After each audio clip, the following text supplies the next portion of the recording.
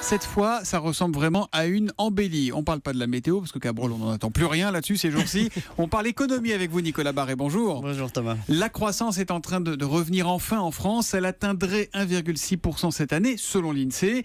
Ce serait le meilleur chiffre depuis 2011.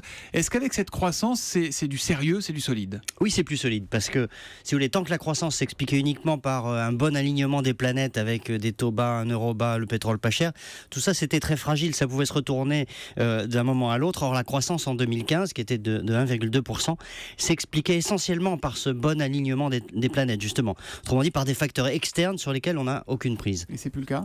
Eh ben c'est plus le cas, non. C'est la raison pour laquelle je vous dis que c'est plus solide. En 2016, la croissance va reposer sur deux moteurs internes. D'abord, plus de consommation parce que l'emploi repart doucement. Et puis ensuite, plus d'investissement des entreprises parce que celles-ci ont en partie reconstitué leurs marges grâce notamment aux allègements de charges. Il faut bien comprendre une chose. Ces allègements de charges, c'est pas un cadeau aux entreprises, contrairement à ce qu'on entend beaucoup trop.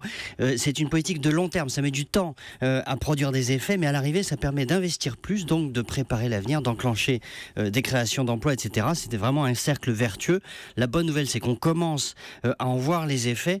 Bref, cette croissance en 2016, elle sera plus forte et surtout, elle va s'auto-alimenter. C'est ce que dit l'INSEE. Elle ne dépendra plus du bon vouloir des marchés financiers ou du taux de change de l'euro. Bon, c'est bien, mais je commence à vous connaître un tout petit peu, Nicolas Barré. Vous allez forcément trouver quelques bémols dans le paysage. Alors, d'abord, le gros bémol, oui, c'est le commerce extérieur avec un déficit qui se creuse. Ça pénalise la croissance. Si on n'avait pas ce déficit du commerce extérieur, on aurait largement plus de 2% de croissance, donc plus d'emplois, moins de chômage, etc.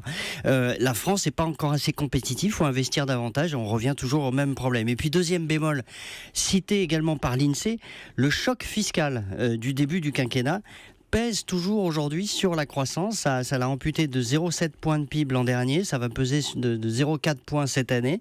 Autrement dit, sans ces hausses d'impôts, on aurait eu 2% de croissance depuis 2 ans, et donc ça fait un moment que la courbe du chômage se serait inversée. Voilà, c'est QFD. On vous donne une Renault, vous voudriez une BMW, quoi.